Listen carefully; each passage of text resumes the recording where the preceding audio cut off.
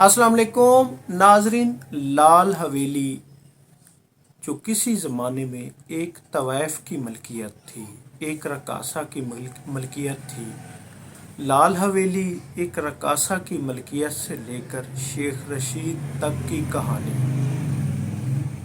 नाजरीन, ये एक मोहब्बत की लाजवाल दास्तान भी है, ये हिर्स व हवस की दास्तान भी है, इसमें ईमान की, इसमें सच्चाई का वाक़या भी है और ये शुरू में सहगल हवेली भी कहलाती थी। जी हाँ, मैं हूँ अब्दुर्रऊफ़ रूफ़ी और आप देख रहे हैं तारीख़ नामा। नाजरीन, लाल हवेली की कहानी क्या है? लाल हवेली जिसके आज मालिक अपने आप को शेख रशीद अहमद रावलपिंडी से, यानी मुल्क के बड़े सियासतदानों में उसका शुमार होता है। नाजरीन, लाल हवेली दरअसल किसी दौर में सहगल हवेली थी और इसके जो मालिक थे उनका ताल्लुक नाजरीन जेहलम के एक मारूफ वकील यानी धनराज सहगल, जिनकी ये मलकियत थी और उस वक्त ये एक छोटी सी हवेली थी, सहगल हवेली। नाजरीन, वाक़या कुछ यूँ है कि वो एक मरतबा सियालकोट गए किसी अजीज़ों की शादी पर। बहुत बड़ी शादी थी, वहाँ पे रक्स का भी इंतज़ाम किया गया था और वहाँ पे एक बुद्धा बाई रकासा नाच रही थी। तो उसको सहगल ने, यानी जेहलम के वकील धनराज सहगल ने देखा तो उनको वो अच्छी लगी और मोहब्बत हो गई। तो यूँ वो बुद्धा बाई को रावलपिंडी ले आए, सियालकोट से रावलपिंडी ले आए और उनके साथ शादी कर ली।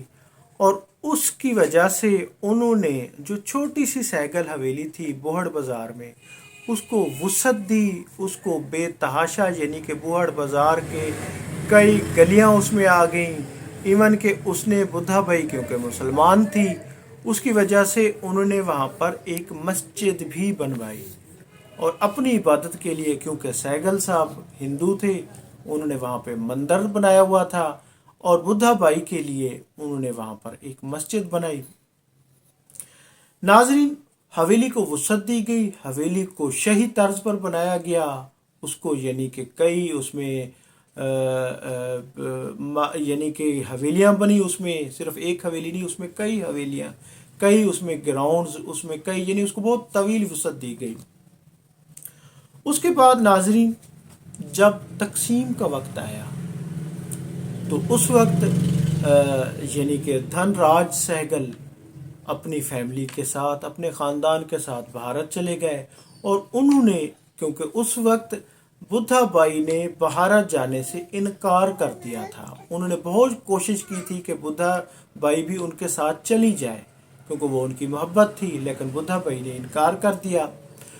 लेकिन जब उसके बाद वो बंटवारे के बाद, तकसीम के बाद, वो हवेली यानी बुद्धा बाई की मलकियत में आ गई।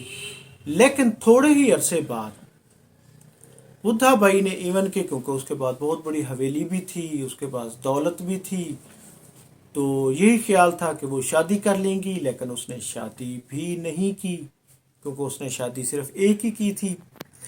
नाजरीन, उसके बाद जो लोग यहाँ से पाकिस्तान से ज़मीनें छोड़कर गए भारत, तो वहाँ पे एक वैक्यू ट्रस्ट बोर्ड बना, मतरूका वक्फ इमलाक। उन्होंने उनकी ज़मीनों को यानी कानूनी तरीके से वहाँ उनको लिया और फिर हकदारों को दिया। तो ये बुद्धा बाई की हवेली भी वैक्यू ट्रस्ट बोर्ड में आ गई। अदालत में ये मामला चला गया तो अदालत में नाजरीन उस वक्त के जज ने बुद्धा बाई को कहा, क्योंकि बुद्धा बाई के पास हवेली का सिर्फ थोड़ा हिस्सा आ रहा था, क्योंकि उनके जो खावंद थे वो हिंदू थे, वो मुसलमान थी, यानी सिर्फ 20% से भी थोड़ा। लेकिन अदालत ने, जज ने उनको एक मौका दिया कि आप ये कह दें कि मैं हिंदू हो गई थी या फिर मेरे जो खावंद थे वो मुसलमान हो गए थे, यानी धनराज सहगल मुसलमान हो गए थे। इस पर ये पूरी जो हवेली है, सहगल हवेली, ये आपके पास आ जाएगी, आप इसकी आपकी मलकियत में आ जाएगी।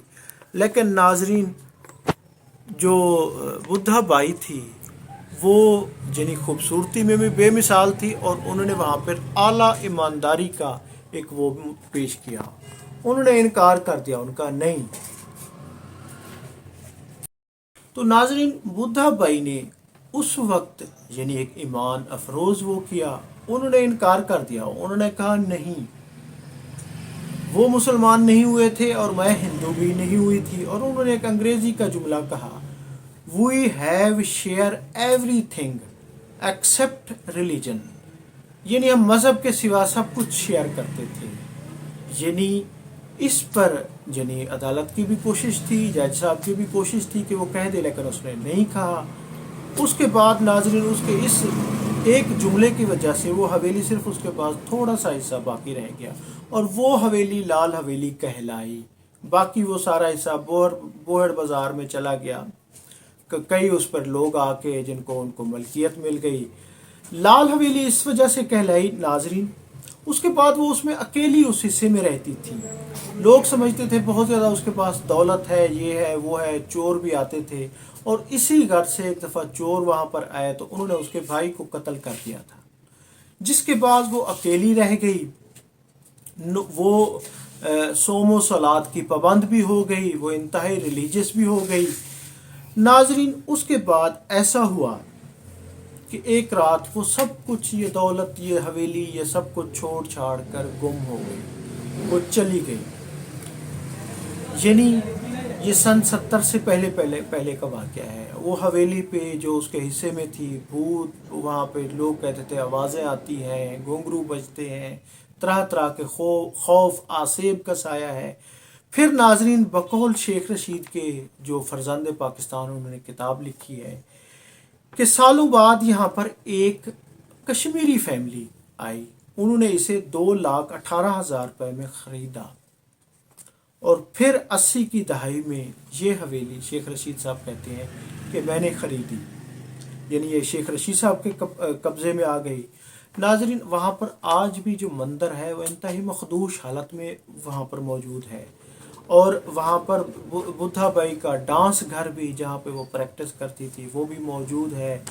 اسی طرح ناظرین اس کو جہاں لال حویلی کیوں کہا گیا، جب شیخ رشید کے قبضے میں آئی تو اس نے کشمیر سے لکڑی منگائی اور اس کو لال کلر کر کے اس حویلی کو لال کیا، یعنی لال رنگ دے کر ایک قیمتی لکڑی سے اس کو بنوایا دوبارہ سے۔ تو اس وجہ سے اب اس کی جو تھوڑی سی امیزش ہے وہ ریڈ ہے، اور وہ لال حویلی کہلاتی ہے، یعنی سہگل سے وہ لال حویلی بن گئی۔ تو ناظرین اب چونکہ حکومتیں آتی جاتی رہتی ہیں، لیکن شیخ رشید صاحب ان پر یہ ہے کہ حکومت کا وہ ہے کہ ان کے پاس ڈاکومنٹس نہیں ہے، یہ حکومت کی ملکیت ہے، ویکیو ٹرسٹ بورڈ کی متروکہ وقف املاک کی ملکیت ہے، وہ آج تک اس کے ڈاکومنٹس بھی نہیں دے سکے، وہ کہتے ہیں کہ یہ اب بھی حکومت کی ملکیت ہے۔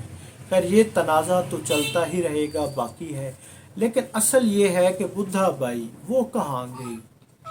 شیخ رشید کہتے ہیں کہ طویل عرصہ پہلے کشمیر سے ایک نوجوان آیا، اس نے حویلی کو بہت حسرت سے دیکھتا رہا اور ساتھ ہی رو کے کہتا رہا کہ یہ میری ماں کی حویلی ہے۔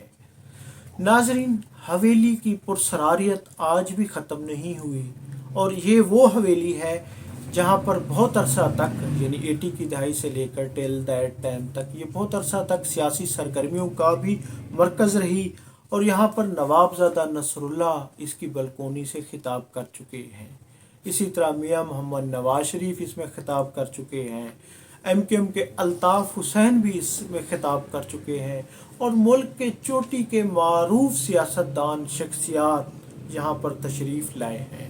یہ ہسٹری کی ایک بہت ہی یادگار یعنی حویلی ہے۔ لیکن ناظرین یہ جہلم کے وکیل دھن راج کی حویلی جو سہگل کہلاتی تھی، آج یہ لال حویلی کہلاتی ہے، اور اس کی جو اس کا قبضہ ہے اس کا بھی تنازع ہے۔ اور لال حویلی یا سہگل حویلی ایک طویف سے لے کر شیخ رشید تک کی کہانی۔ جی ہاں، میں ہوں عبدالرؤف روفی اور آپ دیکھ رہے تھے تاریخ نامہ۔ بہت شکریہ، تھینک یو، اللہ حافظ۔